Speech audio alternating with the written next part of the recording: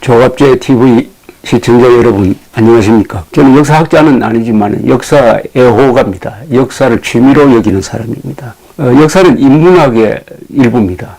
흔히 인문학 할 때 문사철이라고 합니다. 문학은 인간의 신념, 인간의 본성, 본질을 탐구하는 것이죠.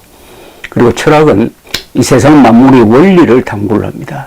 역사는 민족과 국가가 문명을 발전시킨 과정을 탐구를 하죠. 그래서 사람이 교양을 갖추려면 문사철을 익혀야 한다. 이렇게 됐습니다. 문사철. 그러니까 역사를 통해서 민족, 국가, 문명을 알고 문학을 통해서 인간의 본질을 알고 그리고 철학을 통해서 이 세상의 원리를 알면은 인간의 기본이 갖추어진다. 그래서 인문적인 교양이 이 청소년기에 그 바탕이 형성되면은 그 인간의 밑변이 아주 크게 된다. 밑변이 크면은 삼각형을 만들 때 높게 올라갈 수가 있다. 즉 인간이 크게 될 수 있다. 큰 사람이 될 수 있다. 이런 뜻입니다. 인문적 교양이 청소년기에 갖추어졌을 때 그 사람은 큰 사람이 될 수 있다. 잠재력이 커진다. 그런 점에서 역사, 문학, 철학이 중요하다. 저는 이런 교육 방식이 아주 올바르다고 생각을 합니다. 역사에 대해서 말씀을 드린다면은 오늘날의 정치 상황도 이 역사적 관점에서 보면은 뭐가 보입니다. 정치학적 관점, 경제학적 관점보다는 시간을 오래 둔 한 몇천 년의 민족사의 흐름 속에서 오늘날의 대한민국의 사정을 들여다보면은 앞으로 이렇게 될 것이다 하는 예단이 가능해집니다. 예측이 가능해집니다. 역사적 관점이라는 것은 그런 점에서 중요합니다. 어떤 통찰력을 갖게 합니다. 그리고 이 위대한 인물들은 다 역사에 정통한 사람입니다. 이승만, 박정희도 그렇고 나폴레옹, 알렉산더 대왕, 처칠, 트루먼 같은 사람이 그렇습니다. 그런 점에서 저는 조갑제 TV가 국민 교양을 함양하는데 필수적이라고 볼 수 있는 이 역사 이야기를 계속 하려고 합니다. 세계사 산책 이런 제목을 걸고 오늘은 우리 민족사에서 위대한 인물 4사람을 좀 소개를 하려고 합니다. 위대한 인물은 위대한 일을 해야 위대합니다. 우리 민족사에서 2대 사건이 있습니다. 가장 위대한 업적이 2가지가 있습니다. 하나는 신라의 삼국 통일입니다. 백제, 고구려, 신라가 그때까지는 다른 민족이었어요. 종족적으로는 비슷할지 모르지만은 전통이 다르고 제도가 다르고 말도 다소 달랐을 겁니다. 그런데 신라가 삼국 통일하면서 한민족으로 살게 되었습니다. 이렇게 한 1000년 지나다 보니까 우리가 남이가 하는 민족의식이 생긴 것이죠. 이 민족이라는 것은 어느 날 갑자기 만들어지는 게 아닙니다. 같이 오래 살면서 같은 제도와 문화와 가치관을 공유했을 때 한민족이라는 게 만들어지는 것입니다.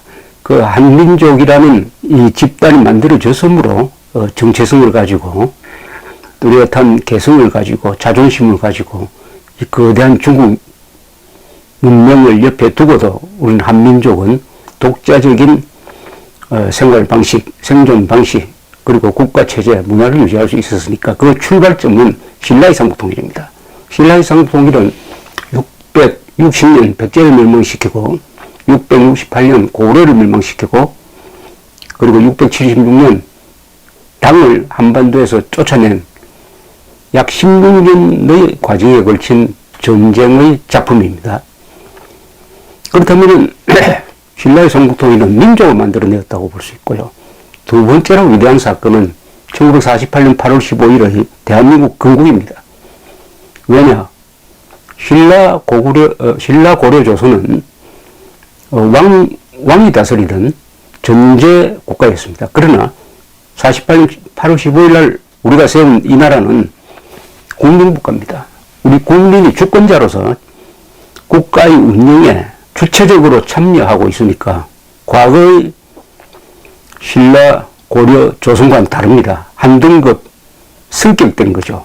이런 나라를 만든 게 또 두 번째의 업적이라고 생각합니다. 근데 이 두 번째 업적은 국민국가 건설은 신라의 삼국통일에 의한 민족통일국가 형성이 없었으면 불가능했으니까 굳이 비교를 한다면은 신라의 삼국통일이 더 위대한, 그러니까 민족사 2000년의 최대 사건이다 이렇게 봅니다. 그렇다면 대한민국의 이 2대 사건에 공이 있는 사람이 지도자가 나오겠죠. 그러면은 저는 이렇게 생각합니다. 김춘추, 김유신, 문무왕이 신라 통일의 3대 공로자고 이승만, 박정희가 국민국가 대한민국의 2대 공로자다. 5명이죠. 5명. 자, 그 중에 이제 이런 인물들 한 분 한 분들의 공통점을 한번 찾아보겠습니다. 결론적으로 말하면은 신라의 삼국통일과 대한민국 건국과 발전의 이 주인공들은 공통점이 있습니다. 이분들은 개방적인 사람들입니다. 어떻게 보면 국제파입니다. 국제파. 외국, 해외를 다니고 세계 속에서 한국의 진로를 고민했다는 점에서 국제파입니다. 그리고 자주적인 사람입니다. 자주정신이 강한, 그리고 개방적인 사람. 개방적 자주파다 이렇게 봅니다. 저는 개방적 자주파가 신라의 삼국통일과 대한민국 건국을 주도했다는 점을 발견을 했습니다. 삼국통일을 주도한 신라의 태종무열왕과 문무왕이 또한 국제파입니다. 이 김춘추죠. 태종무열왕은 김춘추입니다. 왕이 되기 전에는 이름이 김춘추. 이 사람은 성골이 아니고 진골입니다. 왕이 되기 전에 김춘추는 목숨을 건 통일외교를 한 사람입니다. 동맹국을 찾아 나섰습니다. 그때 신라는 백제 고구려로부터 협공을 당하고 있었어요. 동맹국을 찾지 않으면 이 난국을 돌파할 수 없다, 멸망하겠다, 이런 절박한 심정으로 서기 642년에 고구려를 찾아가서 동맹을 맺자고 하니까 거부당하고 오히려 구금됐습니다. 김유신이 쳐들어가서 구출을 하려고 하니까 고구려에서 석방을 했습니다. 그리고 5년 뒤 647년에는 일본에 갔습니다. 일본은 그때 백제가 동맹국이었어요. 그러나 일본을 설득할 수가 없으니까 돌아갔습니다. 바로 그 다음에 서기 648년에 서해를 건너서 당나라를 갔습니다. 그때 태종이 다스리고 있을 때입니다. 그 태종과 담파를 합니다. 그래서 나당연합이 만들어지죠. 당시에는 이 바다를 걷는 것도 모험인데 김춘추는 적진으로 들어갔습니다. 여기서 적진이라면 고구려 일본이죠. 이 김춘추에 대한 기록이 삼국사기, 일본서기, 그리고 중국의 구당서에 남아있는데 공통점이 아주 인물이 출중하고 인간적으로 매력이 있다. 전형적인 이게 외교관 아니겠습니까? 외교관. 가장 성공한 외교관이죠. 우리나라 역사에서. 김춘추 다음에 성공한 분은 한미동맹을 맺은 이승만 대통령이죠. 김춘추, 이승만. 가장 성공적 외교관이었습니다. 통일 외교를, 건국 외교를 한 분들이니까요. 그런데 저는 김춘추가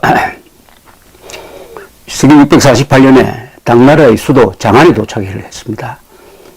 이 장안을 김춘추가 구경했다는 게 굉장히 중요하다고 생각합니다. 그 전에 이미 김춘추는 평양에도 가고 일본에도 가서 외국 문물을 익혔지만은 더구나 서기 648년에 당은 최전성기였습니다. 당나라는 순나라를 이어받아가지고 세계 제국을, 거의 세계 제국이죠. 뭐. 아주 개방적이고, 나라가 개방적이고, 그리고 군사력 또한 강하고, 더구나 그때 왕이 태종입니다. 당태종. 어떻게 보면은, 중국 역사에서 가장 위대한 황제 중에 한 사람입니다. 정관의 치라고 그러죠. 당태종이 22년 동안, 20년 넘게 집권하면서 정관의 치라는 태평성대를 열었습니다. 이 순간에 바로 김춘추는 세계의 중심인 장안에 갔습니다. 거기는 큰 건물도 있고 더구나 외국인과 외국 문물이 많이 들어와 있었습니다. 국제도 있었습니다. 기독교, 이슬람, 서역, 북방, 서양 이런 쪽에서 온 종교, 예술, 뭐 상품들이 아주 번성한 그 도시에서 김춘추가 눈으로, 몸으로 익힌 게 있을 것입니다. 한 6달 이상 머문 것으로 되어 있는데, 여기서 담판을 해가지고, 당태종과 담판을 해가지고, 나당 동맹을 맺게 됩니다. 그래서 백제 고구려를 같이 치기로 약속을 합니다. 그리고 김춘추는 자기 아들, 나중에 문무왕이 되는 김범민, 또 그 동생 두 사람을 이 당태종 주변에 숙위라는 이름으로 숙위, 일종의 파견, 인턴 비슷한 이런 역할을 하면서 당 궁전에서 근무를 하면서 좀 배우도록 이렇게 맡겼습니다. 그 배우기도 했지만은 또 정보 수집해가지고 본국에 전하는 좋은 의미에서의 간첩 역할도 했습니다. 그러니까 일가가 온통 나당 동맹을 유지하는데 바쳤습니다. 그래서 김춘추는 이런 해외 외교 공작을 통해서 아주 시야가 넓은 사람이 되었을 것이고, 일본 고구려 당의 외교 전략을 이해하는데도 더 이상이 없는 공부를 한 셈이 된 것입니다. 이 서강대 총장을 지내신 이종욱 교수가 있는데, 이분이 쓴 춘추, 신라의 피, 한국인을 만들다는 책에 보면은 이런 대목이 있습니다. 김춘추의 세 아들이 당나라에 갔던 것은 또 다른 의미도 지닌다. 당시 당나라 수도 장안성은 국제도시로서 신라인으로서는 상상도 하기 어려운 모습을 선보였다. 그것은 김춘추 부자에게는 말할 수 없는 충격이었을 것이다. 그러한 충격은 가본 사람이 아니고서는 가질 수 없는 경험이었다. 이 경험을 통하여 김춘추는 신라의 중국화, 즉 세계화를 구성하게 되었고, 그의 아들들과 더불어 이를 실행에 옮기게 된 것이다. 그러니까 이게 사람은 배우는 게 이 교과서로 배우는 것도 있지만 온몸으로 배우는 방법이 있습니다. 그것은 여행을 하는 것입니다. 김춘추는 당대의 이 동아시아를 한번 쭉 둘러본 사람이었습니다. 그럼에도 불구하고 이 사람은 친당파가 되지 않았어요. 국익과 자존심을 지키는 주체적 인물이 되었습니다. 문무왕도 마찬가지고. 이렇게 함으로써 김춘추는 나당 동맹을 맺고 신라가 삼국통일을 할 수 있는 외교적 기반을 만들었습니다. 이것이 신라의 삼국통일로 이어졌는데, 대한민국 건국을 주도한 이승만도 김춘추와 같은 국제적 교행인이었습니다. 그 또한 김춘추처럼 당대 최고의 문명을 뽐내는 미국의 워싱턴에 오래 머무르고 있습니다. 수십 년 동안 워싱턴에 있었어요. 이승만 대통령이 워싱턴에 오래 있었다는 것은 뭘 의미하느냐? 세계 정세를 넓게 볼 수 있었다. 거기서 세계 전략을 요리하는 최고급 인물들을 만날 수 있었다. 또 미국이 어떻게 작동하는지를 알 수 있다. 특히 언론과 여론이 얼마나 중요한가를 알게 되었다. 언론과 여론이 국가 정책에 어떻게 영향을 끼치느냐 하는 그 메커니즘을 알게 되었다. 여기서 사람이 사람을 알아본다는 말이 있지만은, 이승만 대통령은 식민지에서 온 아주 초라한 청년이었지만은 시어도 루즈벨트 대통령을 만납니다. 찾아가서 만나죠. 그래서 한국 독립을 유지해달라고 이렇게 때를 씁니다. 그때 이미 시어도 루즈벨트는 한국을 일본에 넘기기로 합의한 상태였습니다. 그리고 이분이 프린스턴 대학교 박사과정을 밟았는데, 이승만 대통령이 그때 총장이 우드로 윌슨이었습니다. 이분은 나중에 1차 세계대전 때 미국 대통령이 됩니다. 그러니까 대통령 두 사람을 학생 시절에 만났어요. 특히 윌슨 총장은 이 식민지에서 온 이승만 청년을 각별히 아껴가지고 자기 관사에 불러가지고 가끔 가족과 같이 식사를 대접하기도 했다고 합니다. 이 시어도 루즈벨트, 윌슨 두 사람은 미국 역대 대통령 랭킹을 내면은 10등 안에 듭니다. 그 나중에 이승만 대통령이 또 대통령이 된 다음에 상대했던 두 대통령, 트루먼 대통령, 아이젠하워. 이 두 분도 위대한 대통령 반열에 드는 사람입니다. 즉, 이승만 대통령은 생애에서 미국의 10대 대통령 안에 드는 시어도 루즈벨트, 우드로 윌슨, 트루먼, 아이젠하워 대통령을 상대했다. 그렇게 되면 자연히 안목이 커지고 사람이 커지는 거죠. 큰 사람이란 것은 큰 사람을 상대하는 사람이란 뜻도 포함이 되는 것입니다. 아시다시피 이승만 대통령은 조지 워싱턴 대학에서 학사, 하버드에서 석사, 프린스턴 대학교에서 박사학위를 받아서 한국인 최초의 박사가 되었습니다. 그래서 이승만을 우리가 대통령이라고 부르지 않고 이승만 박사라고 불렀죠.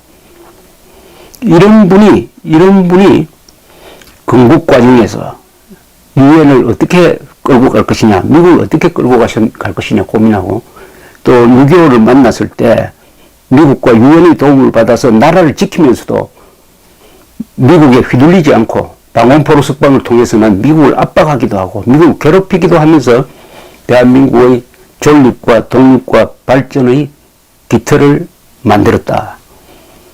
이렇게 볼 수가 있겠습니다. 그런 점에서 김춘추, 이승만은 공통점이 참 많은 것입니다. 그 공통점 중에 중요한 공통점이 당대 세계 최고의 나라 지도자와 만났다는 겁니다.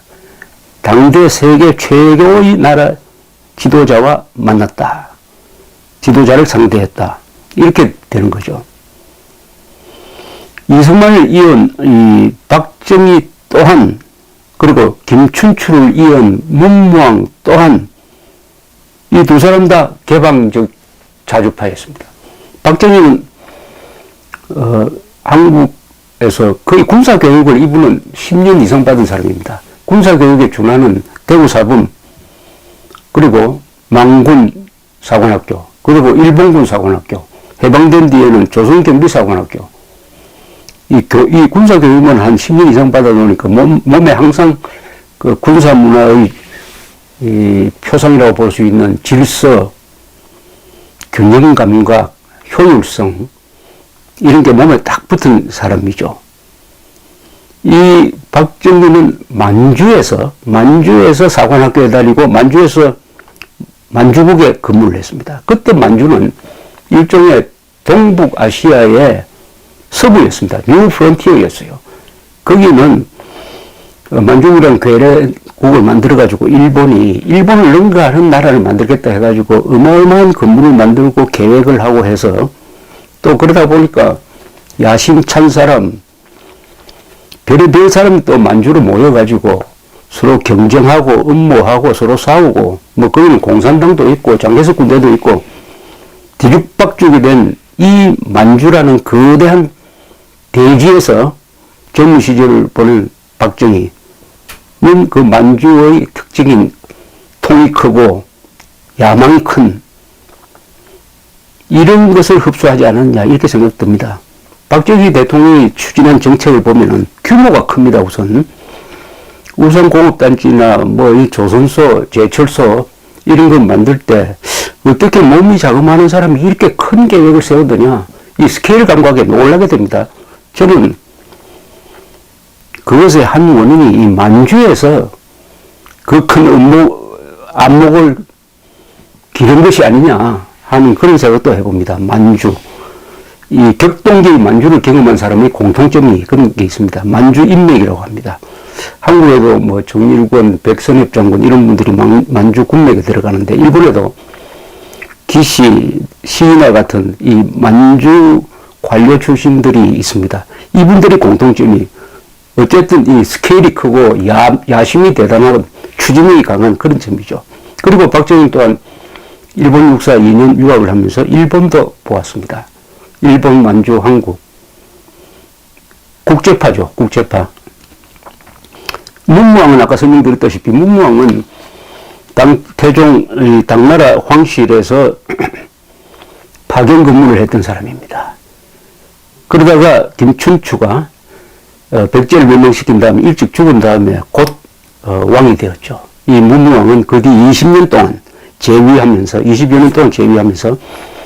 백제를 멸망시키고 그리고 백제 부흥운동을 진압을 하고 그 백제 부흥운동을 도우려고 온 일본 약 3만 명의 일본 왜군이죠. 왜군을 당나라와 함께 백총강 해전에서 전멸시키고 한 걸음 더 나가서 서기 698년에 평양성을 함락해서 고려를 멸망시키고 그 다음에는 당나라와 결전을 합니다.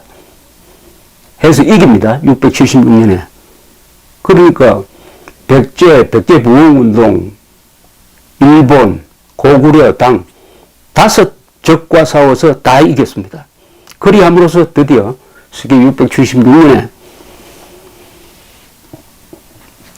한반도를 신라 차지로 만든 그야말로 명실공히 통일대왕 문무왕이죠. 문무대왕이라고 불러야 됩니다. 이분이 통일대왕입니다. 이분과 박정희 다 국제파였습니다. 안목이 넓고 실용적이고 무엇보다도 자주정신이 강한 사람인데 김춘추, 문무왕, 이승만, 박정희 이분들의 또 다른 공통점이 있습니다. 그것은 뭐냐? 이분들은 다 권력자인데 권력자고 전쟁 지도자입니다. 전쟁 지도자고 해외에 대한 넓은 안목을 가지고 있는 천하의 엘리트입니다. 천하의 엘리트.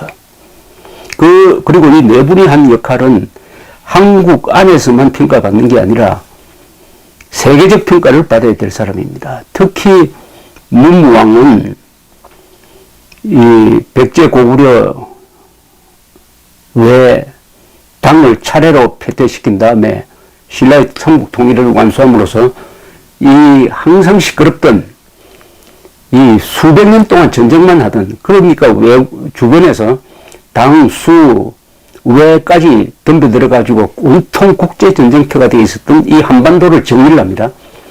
신라가 삼국 통일함으로써 주인으로서 의젓하게 앉아있으니까 이제는 우리 주변 국가에서 개입할 명분도 없고 이유도 없어졌어요. 자연히 동북아시아에서 200년이 넘는 평화가 옵니다. 고대사의 제1전성기가 이때 열리는 것입니다. 그렇다면 문무왕이야말로 고대 동아시아의 평화와 번영을 연 황금기를 연 세계적 지도자였다. 이렇게 평가될 것입니다. 이미 일본에서는 그런 평가가 있습니다. 그래서 일본 문무왕 한 수십 년 뒤에 죽은 천황에 대한 CEO가 문무천황이었습니다. 문무. 그리고 화장을 했습니다. 이분도. 일본 학자들은 문무천황이 문무왕을 자신의 롤 모델로 생각하고 있었다. 이렇게 평가됩니다. 이 문무왕은 김무신, 김춘추보다 덜 알려진 사람인데 사실은 이분이 통일과업을 주도하고 완성한 사람이니까 어떻게 보면 신라 통일의 제1공로자가 아니냐 저는 이렇게 봅니다. 그런데 이 문무왕은 그 인간 자체가 그야말로 겸손한 사람이었습니다. 겸손한. 어떻게 보면 눈물 겹도록 겸손한 사람이었습니다. 그 바탕에 불교적 심성이 깔려 있었습니다. 불교적 심성으로 정치를 한 사람이에요. 이런 사람은 보통 철인 정치인이라고 합니다. 철학자와 정치인을 겸한 사람이다. 예를 든다면은 로마 시대 때의 로마 제국 시대 때의 마르쿠스 아울레리우스 명상록을 남겼죠. 그 사람은 철학자이기도 합니다. 수필가이기도 하고 그분을 연상시킵니다. 이 문무왕의 심성을 보여주는 기록이 삼국사기에 몇 개가 있습니다. 답서림귀서라는 당나라 장군 서림귀한테 보낸 유명한 편지, 그것은 문무왕의 지도자로서의 면모, 전략가로서의 면모를 여실히 보여주는 천한 명문입니다. 또 하나는 문무왕의 유명한 유언이 있죠. 유언. 이것은 문무왕의 인간됨을 보여줍니다. 인간됨. 그건 뭐냐? 내가 죽었을 때 장례식에 너무 돈을 허비하지 말고 고생시키지 말고 인도식으로 내 몸을 불살라 버려라. 그 산더미 같은 무덤을 만들어도 그게 다 짐승이 들어와서 무슨 파묻고 해서 아무 소용이 없더라 하는 이런 담담한 이야기가 여기 들어있습니다. 또 하나는 삼국사기 문무왕 668년 문무왕 8년입니다만은 고구려를 멸망시킨 다음에 포로 7,000명을 이끌고 경주에 돌아와서 신하를 데리고 선조의 묘에 이 참배한 다음에 일종의 사면령을 내립니다. 이게 참 감동적입니다. 이것은 삼국사기에 서기 668년 11월 5일 문무왕 8년 11월 5일에 5일자에 적혀 있습니다. 이걸 한번 읽어보겠습니다. 문무왕이 지시한 겁니다. 지금 두 적이 평정되어 사방이 안정되었다. 적을 무찌를 때 공을 세운 자들에게는 이미 상을 다 주었다. 전사한 홀령들에게도 명예를 추정하였다. 그러나 감옥의 죄수들은 아직 은혜를 입지 못하고 고통을 받고 있다. 이를 생각할 때 나는 먹고 잘 수가 없다. 국내의 죄수들에게 특사령을 내리니 오늘 새벽 이전에 임금 아버지 어머니 조모를 죽이든지 죽이는 음모를 한 이른바 오역죄 그리고 죽을 죄를 범하지 않는 자로서 갇혀있는 자는 범죄의 대소를 불문하고 다 놓아주라. 석방시키라는 이야기죠. 죄를 범하여 관직을 박탈당한 자는 다 복구시키고 도둑질한 자는 석방하되 도둑질한 것을 갚을 능력이 없으면 징수를 면한다. 집안이 가난하여 남의 곡식을 취하여 먹은 자로서 농작이 부실한 곳에 사는 자는 갚지 않아도 된다. 농작이 잘 되는 곳에 사는 자는 올해 추수 때 취한 본곡, 원금이죠. 원금이 일종의 처음 빌렸을 때만큼만 물고 이자는 물지 않아도 된다. 이렇게 구체적으로 지시를 하고 있습니다. 가난한 사람 입장에 서가지고 이런 구체적 지시를 하는 것은 요새 우리나라 대통령도 좀 하기 힘든 조치를 취했습니다. 문무왕이라는 그 이름은 문, 글을 아는 사람, 무, 전쟁을 아는 사람 둘 다 안다는 뜻이죠. 당시의 문이라는 것은 불교를 의미한다고 볼 수 있습니다. 불교. 당시에 유교도 물론 있었지만 불교적 교양의 핵심이 원광법사가 화랑도한테 준 이른바 화랑오계라는 게 있죠. 그 중에 하나 살생유택.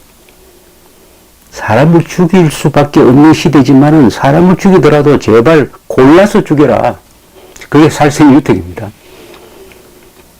그런 불교적 심성과 위대한 전략가의 교양을 겸한 균형이 아름답게 갖춰져 있는 그런 사람임을 이 문무왕을 이 탐구를 하면은 다가오면서 문무왕 하면은 물에 떠오르는 것이 아주 아담한 분, 그러면서도 무서운 사람. 그런 점에서 이미지가 박정희 이미지와 상당히 겹치는 바가 있습니다. 어쨌든 우리 민족사, 우리를 있게 한 김춘추, 문무왕, 이승만, 박정희 네 사람은 공통점은 다 국제파였다. 여행을 많이 한 사람이다. 그리고 전쟁도 알고 글도 안 사람이다. 문무를 겸한 사람이다. 위대한 교양인이었다. 이런 결론을 내리게 됩니다. 경청해 주셔서 감사합니다.